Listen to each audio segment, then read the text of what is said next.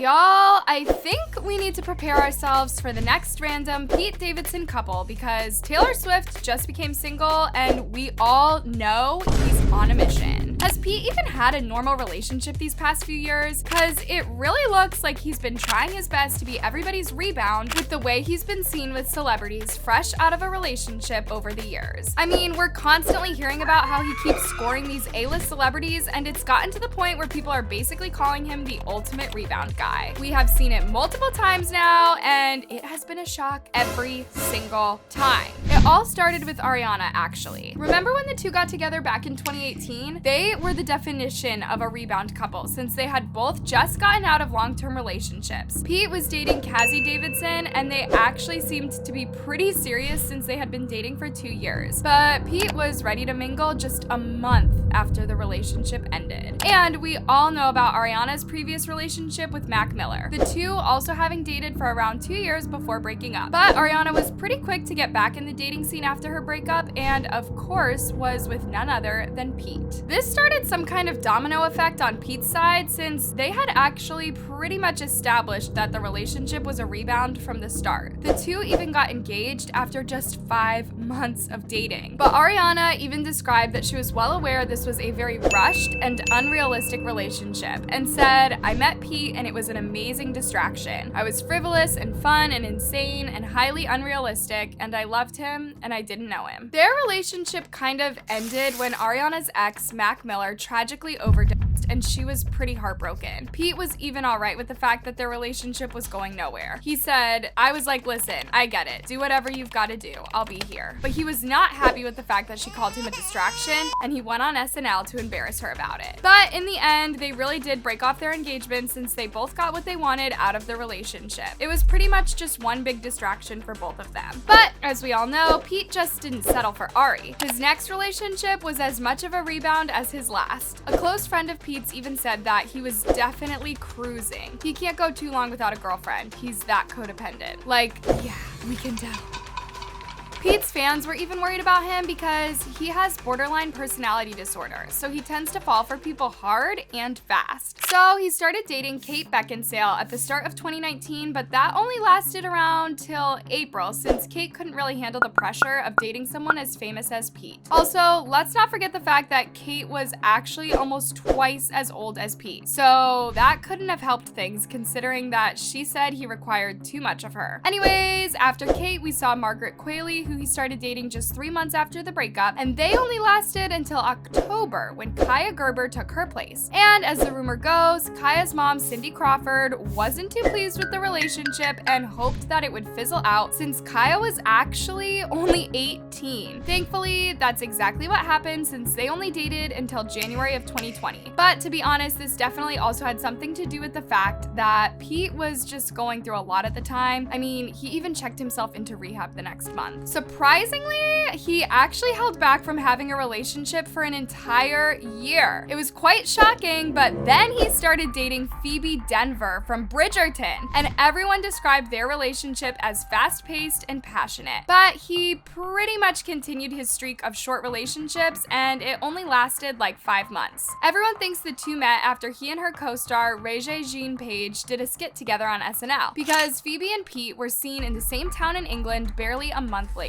And guys, a source near Pete even said that he had taken a whole plane just to visit his new girlfriend. That's dedication. But it also means that it was a long distance type of relationship, but that didn't stop them from being disgustingly cute, like wearing matching necklaces in separate interviews. But they didn't make their first public appearance as a couple until Wimbledon in July of 2021, which was actually just a month before they ended things. It turns out long distance didn't really work for them, so ending things was probably for the best. But then was probably the most shocking relationship of the century began. Kim Kardashian. Not a lot of people remember Kim before Kanye, so this was so weird, especially because she had just gotten divorced. Pete and Kim have two extremely different vibes, and it almost didn't even make sense for them to date. But since Pete had basically already established himself as the ultimate rebound guy, maybe it was exactly who she needed. The whole thing started in October of 2021 because Pete and Kim did an SNL sketch together as Jasmine and Aladdin where they had a steamy kiss scripted. And it might have sparked some butterflies in Kim's stomach. And y'all, just listen to how Kim described it. And then when we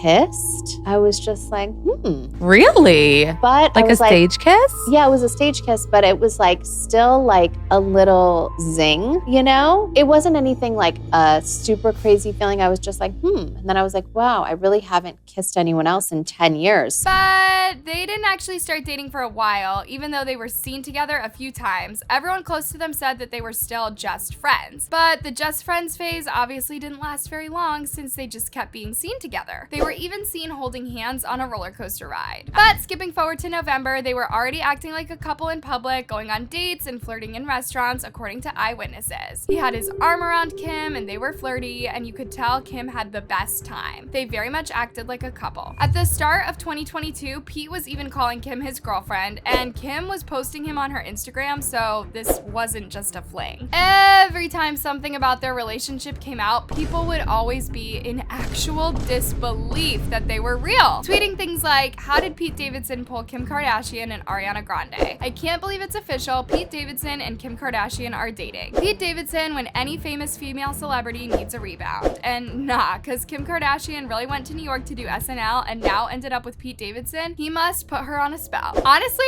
it was kind of hilarious to witness, especially since by dating Kim, who had literally just gone through a life-changing divorce, the jokes about him being a rebound guy weren't really jokes anymore. Kim even admitted that at the start, that was basically how she saw their relationship as well. She said, "I was basically just DTF, heard about his BDE, and I needed to get out there." So when he and Kim eventually broke up in August 2022, 9 months after they got together, which was actually his longest relationship since Cassie, everyone waited to see who his next victim would be. And that would be his most recent rebound relationship with Emily Ratajkowski. Although this one was a little different since they actually never called it a relationship. Emily also had just gone through a divorce and she wasn't ready for anything serious. And guys, a divorcee again? Maybe Pete was developing a type after Kim. But things with Emily never got nearly as far as with Kim, since in Emily's own words, he was just a good rebound. According to a source close to her, she thinks he's charismatic and funny, and it's just casual between them. She liked that they could be comfortable with each other, but she didn't want a relationship, which is why they really didn't last long. All these women thinking that Pete is funny seems to be a recurring thing, which does make sense considering his work on SNL, but there's gotta be more to him than just humor, right? But as many people speculate, his reputation precedes him. I think we can all agree that we want something more if everyone else wants it as well, which might be the perfect way to describe Pete's relationships. Something else that might have been attracting all of this women besides his humor, of course, is the fact that they've all described him as a very vulnerable guy. So while everyone sees him as having BDE, it helps even more that he can be a nice guy underneath everything. Honestly, I get it. It makes sense why everyone sees him as the perfect guy to move on from someone who broke your heart. He's a safe choice. But let's not forget that he actually seems to be kind of the perfect boyfriend as well. He's really giving these relationships his all. I mean, he got like 4 tattoos for Kim and spent time with her family. And the even greater thing is the fact that he knows when to stop. He always seems to know when the relationships have run their course, and then he steps back with no drama. Which is exactly why everyone is speculating that he might be having his eyes on Taylor. Ever since she and Joe broke up, people have been almost expecting Pete to swoop in and work his magic. And we all know Taylor hasn't had the best of luck when it comes to her dating life, so everyone thinks she's exactly the kind of damaged that Pete is looking for. People on Twitter were joking about it almost immediately after the news of Taylor and Joe's breakup came out, saying things like, "Pete Davidson heading to Taylor Swift's house after seeing she's single. What's Joe Biden's plan for keeping Pete Davidson away from Taylor Swift? And keep Pete Davidson locked up for the next few weeks. I'm so serious." This person even took matters into their own hands and attempted to warn Taylor directly. "Hey Taylor, I don't know you personally, but please keep a safe distance from Pete Davidson." And guys, the possibility is quite real, because while Pete tried to deny the fact that that he's purposely seeking out women that just got out of relationships, he said that he's met every one of them while he's worked at NBC. I'm not like flexing, you know what I mean? And these people that I've dated, I met them at work. I wasn't in anyone's DMs, no one was in mine. I worked at one of the 5 Hollywood epicenters of where you meet people, and that's how it happened. So with Pete not working at SNL anymore, chances of him running into Taylor would have been smaller. But as it turns out, he's back. The news that he would be returning to SNL just broke, which would give him the perfect opportunity to start chatting up Taylor since, as he said, all his relationships happened because of work. It's kind of a scary thought, and imagine how weird Taylor and Pete would be. It almost seems weirder than him and Kim, but I guess we'll just have to wait and see what happens. Anyways, I would love to hear if you guys think this could actually happen or not, and make sure to click on the video above for some more drama.